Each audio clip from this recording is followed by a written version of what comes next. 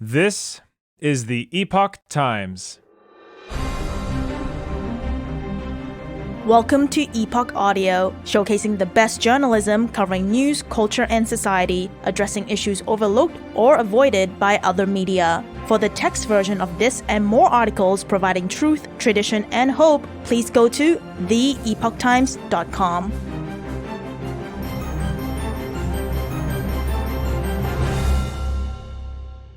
CSIS warned Prime Minister's advisor of Beijing's targeting of MPs, contradicting advisors, and special rapporteur's accounts. Written by Noé Chartier. A second national security advisor to the Prime Minister got a warning in 2021 from the nation's spy agency that Beijing was targeting MPs, a classified document obtained by the Epoch Times shows, but he didn't brief it up. Additionally, this detail was not included in the Special Rapporteur's report on foreign interference. Through an access to information request, the Epoch Times obtained a partially redacted, top-secret, limited distribution briefing note the Canadian Security Intelligence Service, CSIS, sent to a handful of government officials in May 2021, advising them it would conduct defensive briefings with the targeted MPs. Quote, CSIS will be conducting defensive briefings of members of Parliament Michael CHONG and Chiu to sensitize both on foreign interference threats posed by the People's Republic of China, PRC, unquote, CSIS said in an emailed note on May 31, 2021. Mr. CHONG, a conservative, received the briefing, but he stated earlier this year it was generic in nature and didn't warn about the threats against him or his family. Quote, the PRC maintains an active interest in MPs CHONG and Chiu. CSIS assesses that of PRC foreign interference threat actors, unquote, added the CSIS note. Mr. Chiu, also a conservative, would end up losing his riding of Steveston-Richmond in BC a few months later. China experts have said a disinformation campaign orchestrated by Beijing played a role. The top-secret, Canadian eyes-only CSIS document had warned the government before the election that Mr. Chiu's riding was of high interest to the People's Republic of China. The existence of this document was already brought to light in a report in May by former Special Rapporteur David Johnston, who said it had been sent to top officials at Public Safety Canada. However, Mr. Johnston didn't mention the note had also been sent to the Prime Minister's National Security and Intelligence Advisor, NSIA, who was responsible for briefing Prime Minister Justin Trudeau on national security matters. The Epoch Times reached out to Mr. Johnston for comment via his Rideau Hall Foundation, but didn't hear back.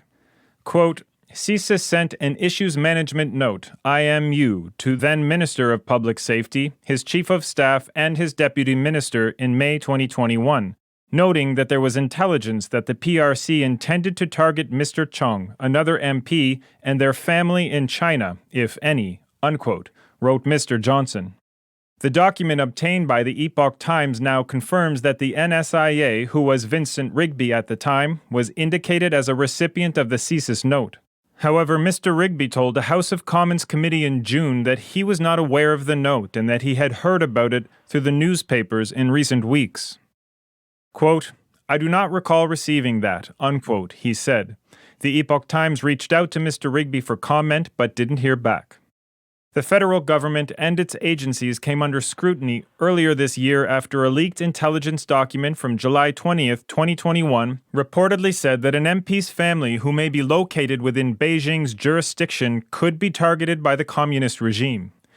The Globe and Mail, which reported on the document in May, said a national security source indicated that the MP was Mr. CHONG, who has taken a strong stance against Beijing's rights abuses and has family members in Hong Kong. Mr. Trudeau has said he was never briefed on the matter and that he also learned about the Chinese Communist Party's targeting of MPs from the media. He initially said CSIS had determined the information was not worth being briefed to higher levels, but this proved incorrect.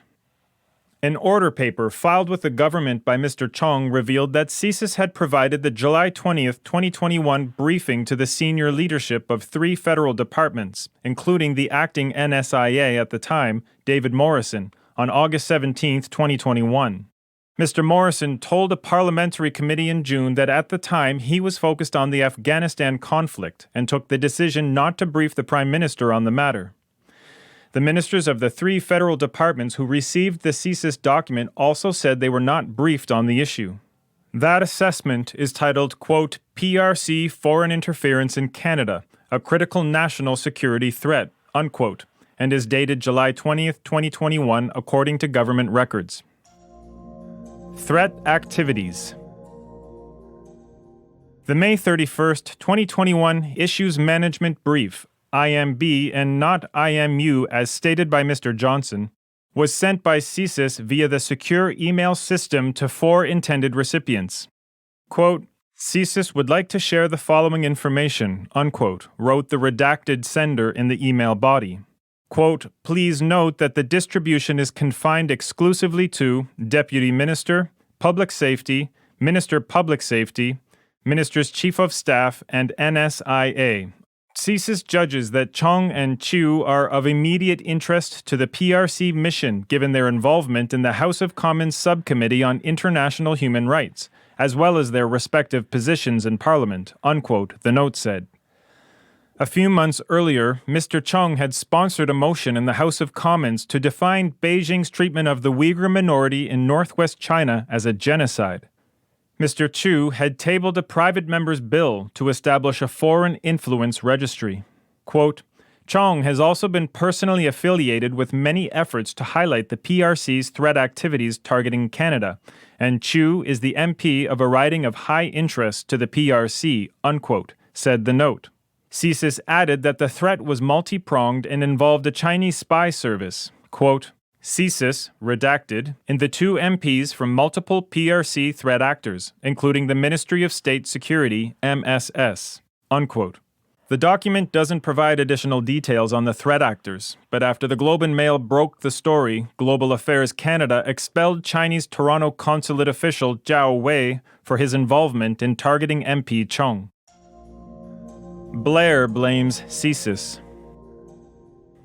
Earlier this year, Bill Blair, Public Safety Minister at the time and now Defense Minister, said he had never received the May 2021 CSIS note, since his office doesn't have a secure email terminal.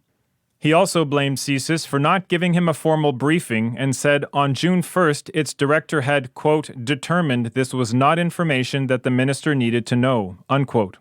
CSIS, quote, had top-secret information that they felt that I should see, and clearly the process that they had in place to bring it to my attention was not complete and did not bring it to my office's attention, and that's now been remedied, unquote, Mr. Blair added on July 11th.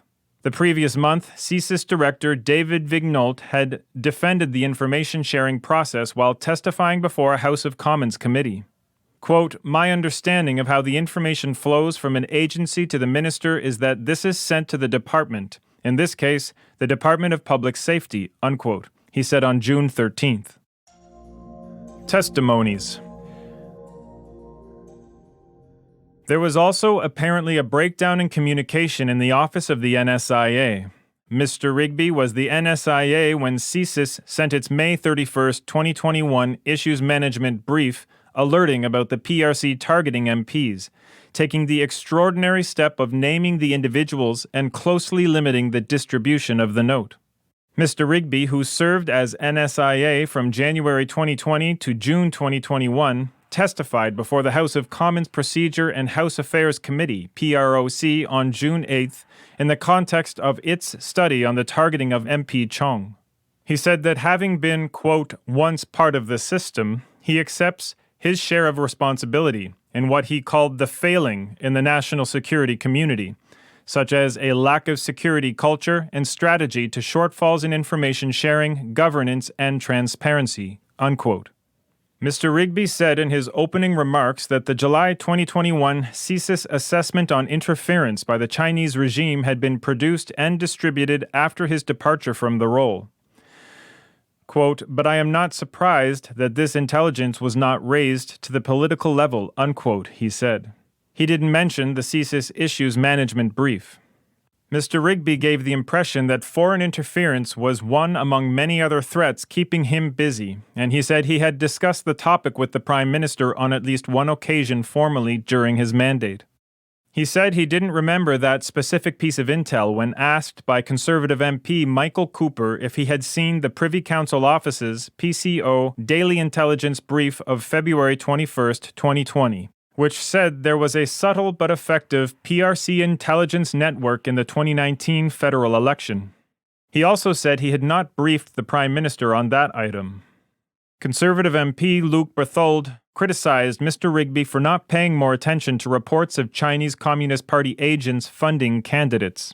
Quote, "I understand that one can read a lot of information, but when it comes to a direct attack on democracy, I don't understand why it didn't raise certain questions, why the situation wasn't dealt with on a political level, and why we aren't sounding the alarm," unquote, he said. Mr. Rigby said he read 5,000 to 7,000 documents, with the vast majority of them mentioning threats to the democracy of Canada. Quote, "There was a pandemic going on, so if, and it's if, I don't know if I missed these documents or not. If I missed a document or two, I will take full responsibility for that. But for someone outside the system who's never been in that kind of work to suggest, I'm really surprised that you didn't pick this up, it's easy to say, it really is, and I would suggest walk a mile in the shoes of the NSIA," unquote. The PCO, which hosts the office of the NSIA, told the Epoch Times that current NSIA Jody Thomas told Mr. CHONG that, quote, "Information relating to the members of Parliament had been disseminated to national security departments, including the Privy Council Office, but that this information was not raised with the Minister or the Prime Minister," unquote. Mr. Thomas was in contact with Mr. CHONG after the information was reported by the Globe and Mail in May. The PCO added that the NSIA receives intelligence documents from various departments and agencies on a daily basis. Quote, "While the NSIA may flag certain documents for further dissemination within PCO, the Prime Minister's office, and or to other deputy heads, in this situation the documents in question were not," unquote. Mr. Rigby's immediate successor as NSIA, Mr. Morrison, who is now Deputy Minister of Foreign Affairs, also testified before PROC on June 13th on the Michael CHONG case. He was in the role when CSIS distributed its intelligence assessment on Chinese foreign interference in July 2021.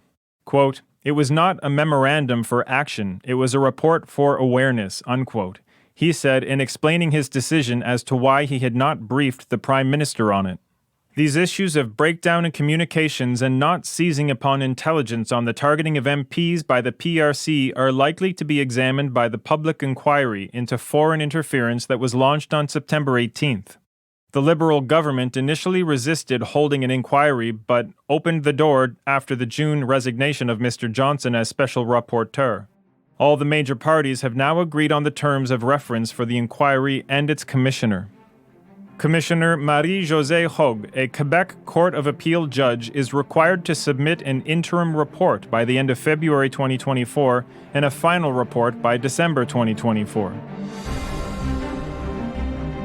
Thanks again for listening to Epoch Audio. For more Epoch Times articles in text, please visit theepochtimes.com.